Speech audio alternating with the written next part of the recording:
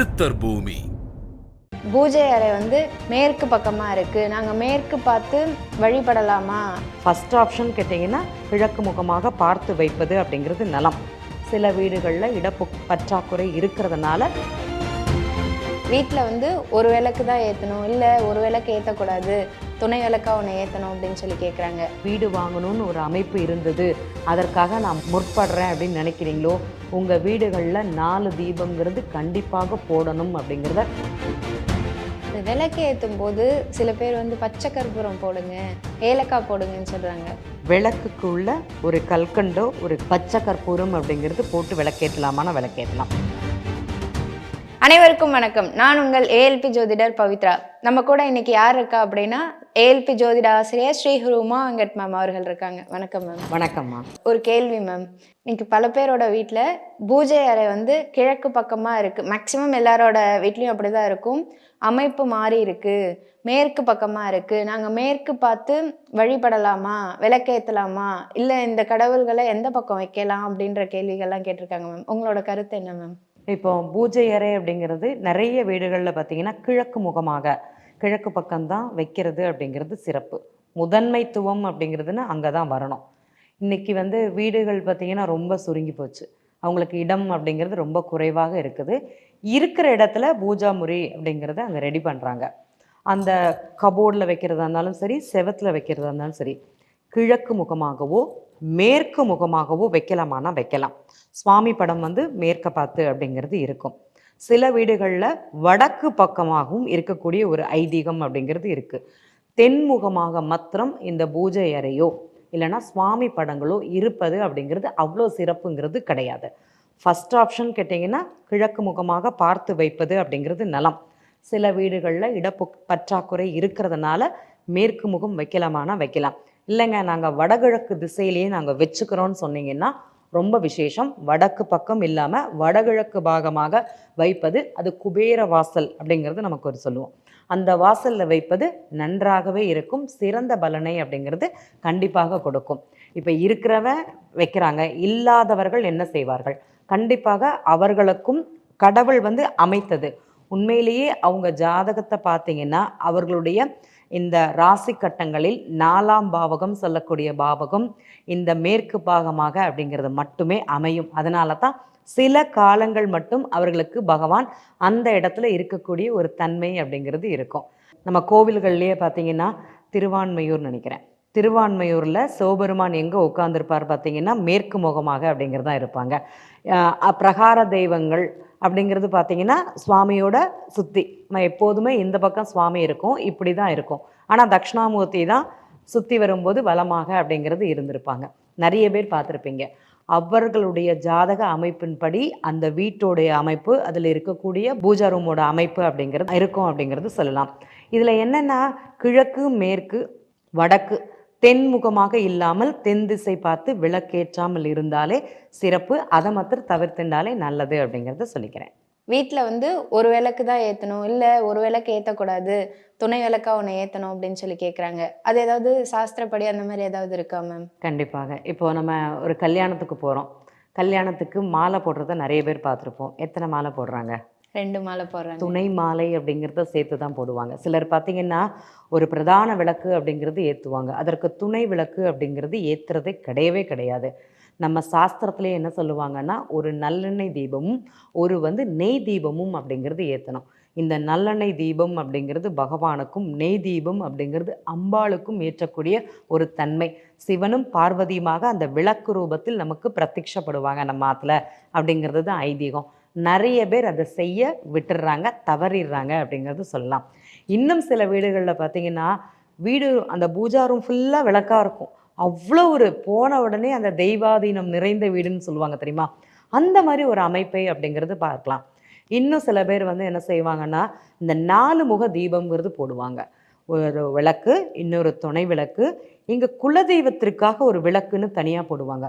உண்மையிலேயே துணை விளக்கு போடுவதாக இருந்தீங்கன்னா நீங்கள் குலதெய்வத்தை வீட்டில் வச்சு கும்பிடக்கூடிய ஒரு அமைப்பு. இன்னொரு கேள்வி வரும், உக்ர தெய்வமாக இருந்ததுன்னா நாங்கள் வீட்டில் வச்சு கும்பிடக்கூடாது அப்படிங்கிற ஒரு தன்மைங்கிறது இருக்கும். குலதெய்வத்தை விளக்கின் ரூபமாக நம்ம வீட்டில் வச்சு வழிபாடு பண்ணணும். நம்ம கோவில்களில் நம்ம தீபம் போடுறோம். இப்போ பரணி தீபம்ங்கிறது எல்லாருக்கும் தெரியும்.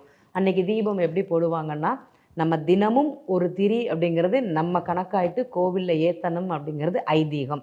அப்படி தானே? இப்போ வந்து பரணி அன்னைக்கு கார்த்திகை மாசத்தில் வரக்கூடிய பரணி நட்சத்திரத்தம் அன்னைக்கு பரணி மகாதீபம்ங்கிறது ஏற்றுவாங்க. அதோட ஐதீகம் என்னன்னு உங்கள் எல்லாருக்குமே தெரியும். 365 திரிகளை ஒருமிச்சு போட்டு அதில் தீபம் ஏற்றுவது அப்படிங்கிறது சிறப்பு. அதுதான் அதோட ஐதீகம். நம்ம தினமும் போய் கோவிலில் தீபம் போட முடியாது. ஆனால் இந்த பரணி தீபம் போடுவதன் மூலமாக அந்த ஒரு நாள் அந்த விஷயத்தை செஞ்சிடலாம் அப்படிங்கிறது இன்றைக்கி எல்லாருமே செஞ்சுட்டு வராங்க. பார்த்தீங்கன்னா பெரிய அகல் விளக்கு பரணிங்கிறது வாங்கிட்டு அதில் போய் தீபம் அந்த 365 திரியை எண்ணி கட்டி அதுக்கப்புறம் அதில் தீபத்தை கோவிலில் போய் போடுவாங்க. இதோட ஐதீகம்ங்கிறது அதுதான். இன்றைக்கி எல்லாருமே செய்கிறாங்களான்னா எல்லாருமே செய்கிறாங்க. அதே மாதிரி இந்த வீடுகளில் தீபம் ஏற்றும் போது குலதெய்வத்திற்காக ஒரு தீபம்ங்கிறது கண்டிப்பாக போடணும். அதே மாதிரி இன்னொரு விளக்கு, எனக்கு பிடிச்ச தெய்வத்துக்கு ஒரு தீபம்ங்கிறது போடுவாங்க. மொத்தம் 4 தீபம்ங்கிறது அவங்க வீட்டில் எரியும். இந்த 4 தீபம் யார் போடுறாங்களோ அவங்களுக்கு இந்த மனை யோகம்ங்கிறது சீக்கிரமாகவே கிடைக்கும். உண்மையிலேயே உங்களுக்கு வந்து வீடு வாங்கணும்னு ஒரு அமைப்பு இருந்தது, அதற்காக நான் முற்படுறேன் அப்படின்னு நினைக்கிறீங்களோ, உங்கள் வீடுகளில் 4 தீபம்ங்கிறது கண்டிப்பாக போடணும் அப்படிங்கிறத இந்த இடத்துல பதிவு பண்ணுறேன். சில வீடுகளில் 5 தீபம்ங்கிறது போடுறாங்க, எப்படியோ 5 விளக்கு அப்படிங்கிறது போடுறாங்க. அந்த 5 தீபம் போடும்போது அந்த குலதெய்வம் அந்த வீட்டில் வந்து அவ்வளோ சுபிக்ஷமும் அந்த வீட்டில் நிறைஞ்சிருக்குமானா நிறைஞ்சிருக்கும். இந்த பற்றாக்குறைன்னு சொல்லுவாங்க, பொருளாதாரத்தில் ஒரு பற்றாக்குறையோ மன நிம்மதிக்காகவும், அதே மாதிரி இந்த 5 தீபம் போடும்போது வீட்டில் அஷ்ட ஐஸ்வர்யம் நிலைந்திருக்கும் அப்படிங்கிறது சொல்லுவாங்க. அதை கண்டிப்பாக அவங்க வீட்டில் இருக்கும் அப்படிங்கிறது எல்லாருக்கும் தெரிந்தது, உணர்ந்த உண்மை. யார் வீட்டிலலாம் போடுறீங்களோ நீங்கள் கொஞ்சம் யோசிச்சு பாருங்கள்.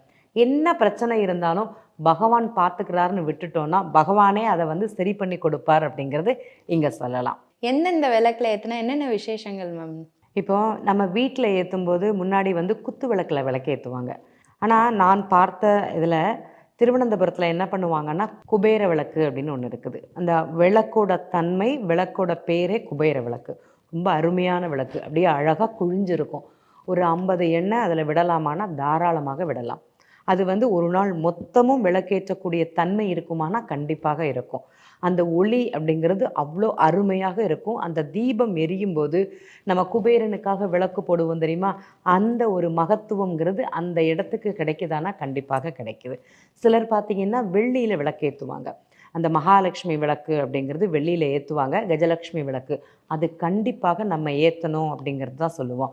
இன்னொரு தீபம் பார்த்திங்கன்னா எல்லார் வீடுகளிலும் போடக்கூடியது இந்த காமாட்சி விளக்கு. நீங்கள் வெள்ளியில் காமாட்சி விளக்கு வாங்கினாலும் சரி, இல்லைன்னா சாதாரணமான பித்தளையில் காமாட்சி தீபம் போட்டாலும் சரி.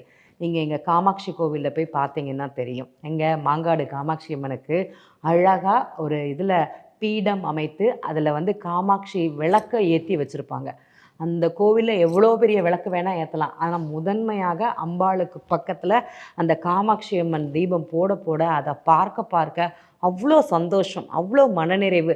அது நிறுத்தி நிதானமாக தெளிவாக அது எரியும் போது நமக்கு என்னமோ எல்லா பிரச்சனைகளும் முடிந்து அம்மனே அந்த விளக்கு ரூபத்தில், ஒளி ரூபத்தில் நம்ம வீட்டுக்கு வந்ததாக உணரக்கூடிய ஒரு தன்மைங்கிறது இருக்கும். நீங்கள் சொல்கிற எந்த விளக்கும் எனக்கு தெரியாது, நான் எங்காத்துல காமாட்சி விளக்கு தான் ஏற்றுறேன். கண்டிப்பாக ஏற்றுங்க.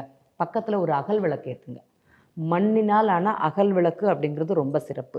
ஏன்னா இந்த பஞ்சபூத தத்துவத்தில் அகல் விளக்கு அப்படிங்கிறது ஒரு இது.